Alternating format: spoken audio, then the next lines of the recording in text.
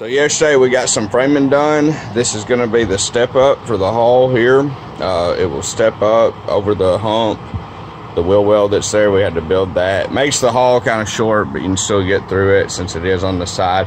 I did do the hall all to one side so that we could have a bigger bathroom.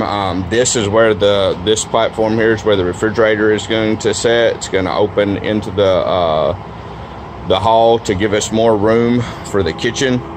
This right here will be the kitchen counter, and then the bathtub will go right here. We'll have a pedestal sink right here. This will be the doorway into the bathroom here, and then we'll have our composting toilet on a step up on top of a platform on top of the wheel well here.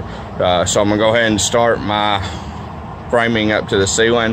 That could prove difficult trying to put framing on a rounded ceiling, but we'll see how it goes.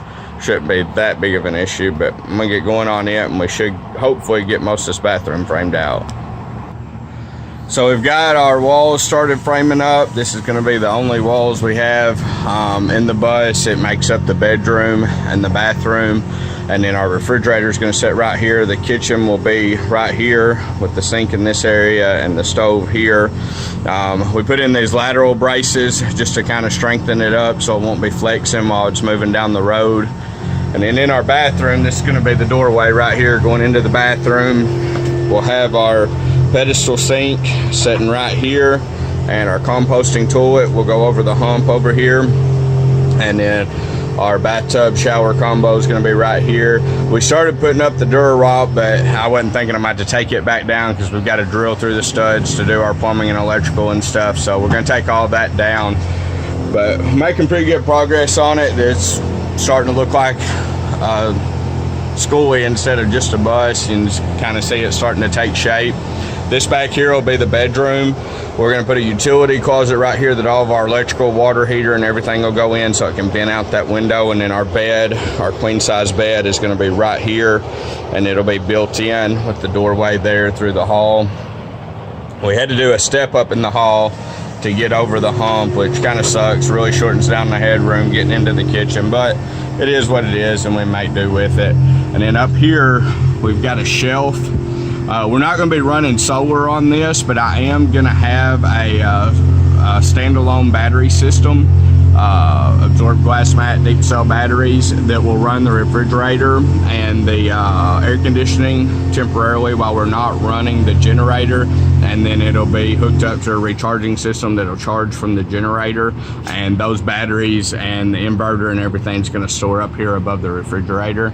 So I think we've got a pretty good layout. It looks like it's going to work well. It's definitely tight, but definitely doable. So we're going to start getting all the electrical and plumbing in next. I've got to reframe a couple windows. I'm going to open this one up and close this one since our walls fell the way they did, and then I'm going to open this one back up too. So we're going to change the window layout a little bit, but not going to be much different. So a little update, we've started running our plumbing. We've just drilled for it and ran it. We hadn't actually put any of the fittings in yet, but we're using 1/2-inch PEX, and we're going to use all push to connect fittings, so that way if we ever have a leak or anything, it'll be an easy repair. We can do it out on the road if need be.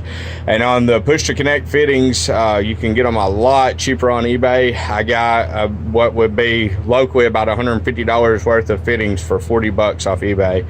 So you can definitely save a lot of money going that route and getting stuff off eBay, especially when they run their discount codes. I got the bathtub here saved, I think like $30 because they had a 15% off discount code, so I used it for the bathtub. Generator, I think I saved about $40 on it because they had a 10% off. I've been ordering a lot of my stuff. I wait until they run their discount codes. They've been running a lot here recently because of their competition with Amazon. So I've been waiting until they run a discount, and I've been buying stuff I need when they have the discount. We got our electrical pulled also. We haven't actually started putting outlets in or nothing, but we have got everything pulled through. I've got to get the breaker box still yet, so we can start putting everything in the breaker box. But back here, we're gonna have a little utility closet right here that stores our our portable water heater, or not portable, but our RV water heater, and our breaker box.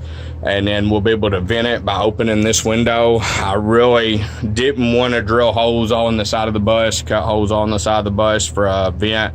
So that was the best solution I came up with, was to vent it out that window. And then that way we just open it and it vents it, and we don't have to have holes in the side of the bus or anything. And an issue I ran into, that if you're doing a build to keep in mind on this bathtub, before I ordered it, I got under the bus, measured, make sure I wasn't going to hit any of the air lines, the air tanks, any supports, anything like that. Everything checked out good, but I was measuring for a right-hand drain or a left-hand drain bathtub, and when I went to order, all they had was a center drain. So I thought, it's just a couple inches difference, it won't matter. So I ordered a center drain. Well, it did matter. It hit it dead on the center of one of the supports under the bus. So we're gonna have to go under the bus, cut a support, rebox it, reframe it, all of that in order to be able to get our drain in for our bathtub. And it sucks that we have to do that, but there's really nowhere we can move our bathtub. So that's where we're at and what we're gonna have to do with it. It'll work out, but just a little bit more work. We are gonna wire back here. We're gonna have a portable air conditioner back here. We've got wire ran for it, and then up here we ran our wire for another portable air conditioner that'll sit right here, and then we ran for outlets in the kitchen, and we're going to run strip lights up above up here. So we ran electrical up here to plug the strip lights into on each side, and it'll be hidden behind, we'll have a covering that goes over this and hides all the wiring. So we've just got it strung for now. We haven't really started placing everything and tying it in, but we do got it drilled and ran, so that's a big part of it. Next, we're gonna work on getting our wall coverings up in the kitchen here, and that will allow us to go ahead and keep building cabinets and stuff like that, and we can work from all the electrical and plumbing on the back side. We're gonna leave it open for now. Something else I've been working on is this is our countertop that's going to go in the kitchen. I just took a piece of plywood and cut it out to look like live edges and put some grinder marks and cracks and stuff in it.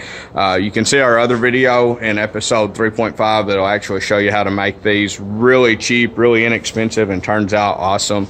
And then I did another piece over here. I haven't finished the clear on it yet, but it will be the top of our entertainment center. You can see it's got a cool live edge look to it. Again, just made out of simple plain old plywood. Turned out really good and very inexpensive to make. And this is going to be our wall covering in the kitchen. We had a rental property that had an old barn on it, and this was in the rafters of the old barn. The barn itself is probably at least 30 years old, and this had angles cut on it and stuff that didn't match where it was mounted at. So this came from something even older than that. This looks like it could be 80 to 100-year-old lumber. We took it and pressure washed it. It's got a really cool aged look to it. It looks to be some type of oak. It's got a little bit of a red tint, so I believe it's red oak. I think it'll look really cool for the wall covering in the kitchen. It's got a really cool look to it, and it was free. It didn't cost us anything. Over here you can kind of see some of the stuff we started getting gathered up. This is our propane generator with electric start. It's going to be mounted under the bus, and then it'll run off propane, so we won't have to have another gas tank. This is our Facebook Marketplace propane stove find. It's an 18-inch stove. It ought to fit really good. We're in the process of cleaning it up. We're going to repaint the handles and stuff here and get it looking good. And then I've got an old freshwater tank out of a older model trailer that I picked up that we're going to use for our gray water tank. And then we've got two new freshwater tanks over here that we're going to use for our freshwater tanks. This one's a 25-gallon, and the other one is a 42-gallon that's in the box here.